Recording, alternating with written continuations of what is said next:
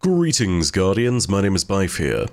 So the launch trailer has dropped. We've got only a few days till Lightfall. There is a lot that I want to be able to release for you as time goes on. Let's talk about schedule stuff before lore for a second though, because I do need to keep you all in the loop. My hope, content-wise, is to get the following things out before Lightfall. I'm going to try and release this video along with the Keitel Collector's Edition Lorebook video. Two things, and when that's done we'll have the entire Collector's Edition of Lightfall covered. That'll be going out today and tomorrow respectively. On the 27th, assuming that Martin has had sufficient time to edit it, that will be the final episode of the Cursed Halo T-Slape series. Again, that's all down to whether Martin's actually had enough time, and we'll see on that particular front, because T-Slapes take a long time to edit. Finally, on launch day, at least before everything goes completely crazy, we should be looking at getting a quick recap of the story between Witch Queen and Lightfall out. Now, I want to warn you all that that last video is very dependent on how I'm feeling, because over the last week I've been recovering from being sick.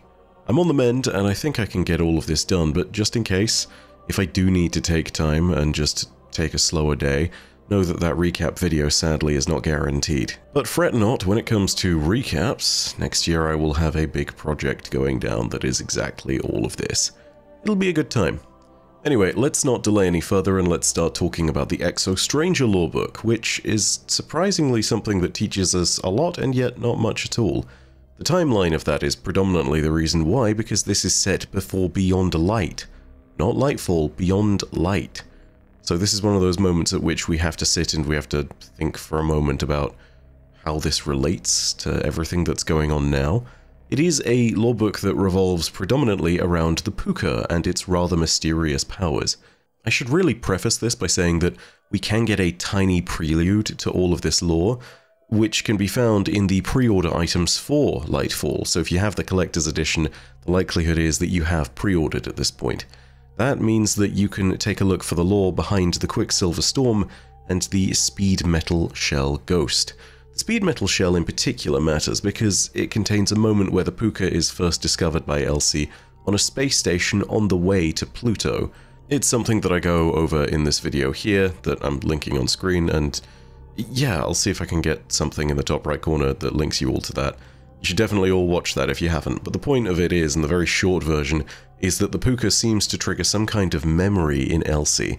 The formatting of all these changes as the transcript switches from the present moment into the flashback in question is kind of confusing. And I'll be honest when I sit here and say that when I first read this, I wasn't completely sure if it was just memories. It could have been something where I was wrong, and you know what, there is some potential for more nuance as we find out, so take a sit, we'll figure all of this out as we go. Either way, assuming you have seen that video, assuming you have read through the Speed Metal Shell, we can begin. We jump in with Elsie Bray on her ship at the edge of the solar system. She's currently sharing the ship with two characters that she's picked up on the space station that was near Pluto. In fact, we actually learned that the space station itself was not necessarily near Pluto, just on the way. And the reason we know this is because the space station is listed as something that she found past Uranus. This is important because, of course, between Uranus and Pluto there is Neptune. Smack bang in the middle of the two. Funny that. Either way, she's sharing her ship with the two characters that she picked up from the station, namely Toki the Ghost, who was originally using the Speed Metal Shell, and the Puka, which you'll be glad to know Elsie is also calling a fish, because she just doesn't have anything better to call it, and frankly I don't know if anyone else is. It all starts off with Toki messing around with parts in the stranger's ship, just so she can make a new shell for herself. Through an odd conversation and observation of the Puka, Elsie realizes that it knows tricks, and then realizes that it's probably been taught to perform them. This means that the Puka not only was domesticated, but also had someone previously who had trained it. Elsie discovers that there is writing on its head, similar to the writing on the side of the Quicksilver Storm, which you can see within its flavor text. The writing says the word Puka. Elsie afterwards deduced not only that the Puka was a pet, but also it deduced the most important detail of all. It purrs. There is no pertinent lore information there, but it is excellent and you all needed to know that. You can give it scritches and it will purr. Fantastic. After this, Elsie then experiences a vision thanks to the Puka. Now, the transcripts for all of these different visions are roughly the same in format, so I'm going to read this first one, and then for all the others I'm going to summarize them. They are all important, but having the individual words and the nuance doesn't always necessarily betray something that we would need to highlight. This is why I'm not sure if I'm done with this lore book. It's one of those things where I feel as though there's a secret I've just not necessarily tapped into. Either way, here's this first lore entry. You were a pet. Elsie gave the shiny carapace a scratch, triggering a wave of purrs? Puka's 6 eyes focused independently up at her and glittered. Someone taught you those tricks, and then left you. Isolation. Do not mourn your sister's abandonment, Elizabeth. They are small minds. I know grandfather's words make sense, but that doesn't sate the hollowness gnawing inside my chest. I set the Silas down, plant my hands against the desk, and take a long, ragged breath of recycled air to silence the scream I need to unleash.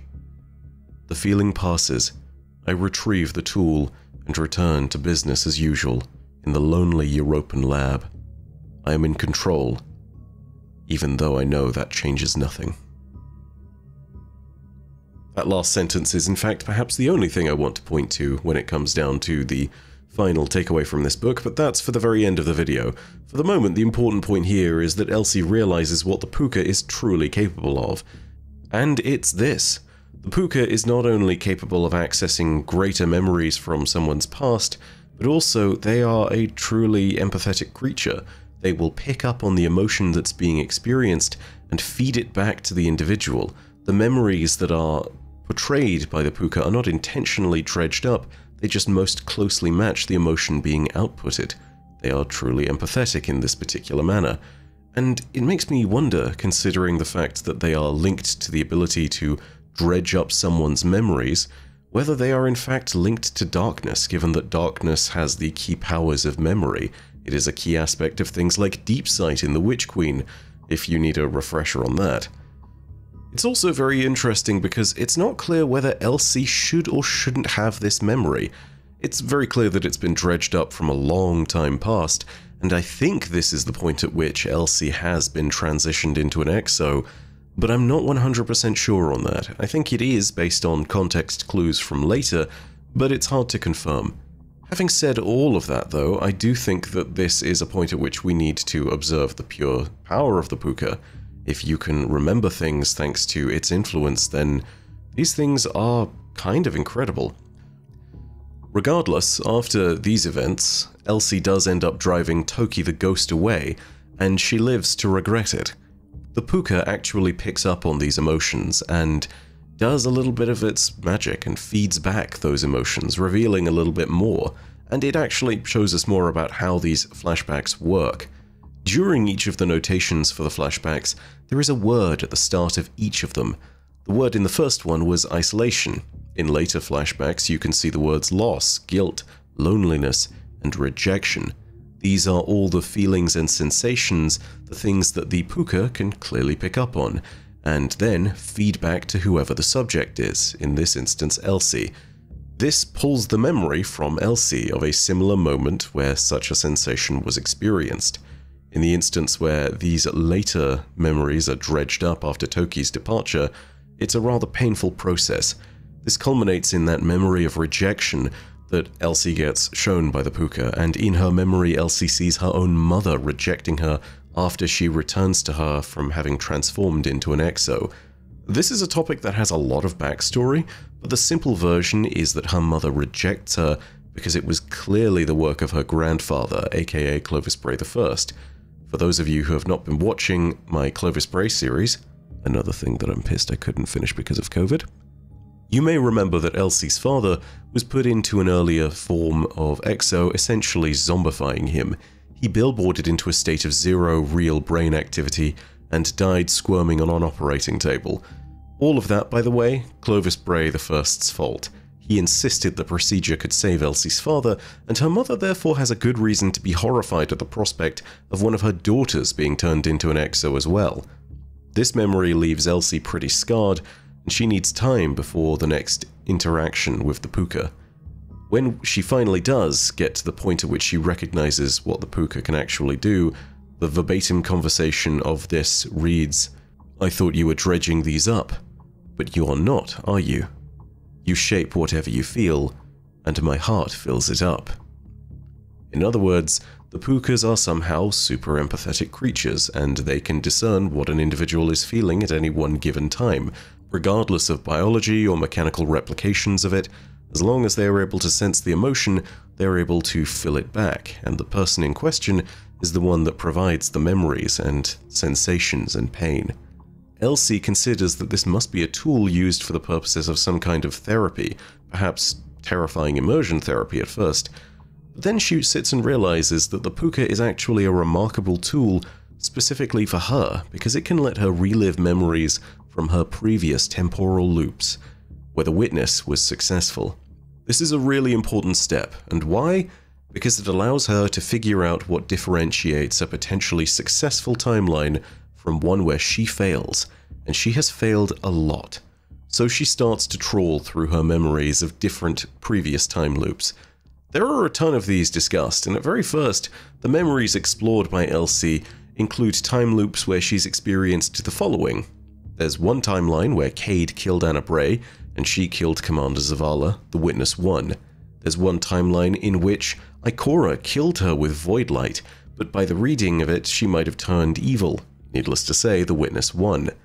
And then there's the Dark Future timeline, which she experiences again, in which Anna Bray wields stasis, betrays the last alliance of those that fought against Eris Morn on the moon, and kills Mara Sov. Needless to say, yet again, the Witness 1. Elsie then sees that stasis is a pertinent detail that fits into the threads of what happens in every loop, and so she begins hunting for stasis in order to understand and rediscover her memories, and how exactly she was taught this power of darkness, how it comes to surface. She starts with the word nightmare as a prompt for the Pooka, and it brought her to a more recent memory where she used it in front of Eris Morn, likely from our own timeline. This hint gave her the phrase alkaloid to use as a prompt. For context, alkaloids are compounds that contain at least one nitrogen atom and are generally found in nature, plants, and things such as that. It's not clear how this is something Elsie knows, but maybe it's a smell, maybe it's something to do with the actual nature of it, maybe it's the fact that these things are bitterly toxic if you consume them in the wrong way, and consume certain ones, that is. And here's the thing, I feel as though this does kind of fit with the way that memories and the darkness works, because in previous instances people have been able to grasp and describe memories of things that might contain darkness with some simple descriptors such as wet earth and petrichor. Then again, I don't think we can complain because we get much out of this use of the word alkaloid. So yeah, whilst I'm absolutely keeping an eye out for the different darkness flavors that apparently can trigger memories, I am also diving deep into this Elsie one here. Elsie's memories through the alkaloid prompt push her further to discover where she originally learned stasis from, and it appears that she perfected the study thanks to the tutelage of several individuals, including Mara Sov, Eramis, and even a past version of Osiris, whose ghost was, in that time loop, corrupted by Oryx, forcing him to wield the darkness instead. In the process of reaching these memories of learning stasis, Elsie also remembers using it to murder previous versions in a different time loop of both Osiris and Saint 14, both still lovers in that time too. Eventually, Elsie places the exact memory and identifies the source of her power. She identifies it as simply the Crux. Remember that Cruxes of Darkness are what we interacted with in the Beyond Light campaign to learn and enhance our stasis abilities. If you go to Europa and do the Fallen Briggs public event, these are the Cruxes that spawn that you have to capture. These are the things the Fallen are also after, and they contain the power of darkness. This is what's drawn them to the site in the first place. This is how Eramis was able to farm the splinters in the Beyond Light campaign. Remember that Cruxes of Darkness are what we interact with constantly as we learn this, so Elsie learning it like this is not too surprising either.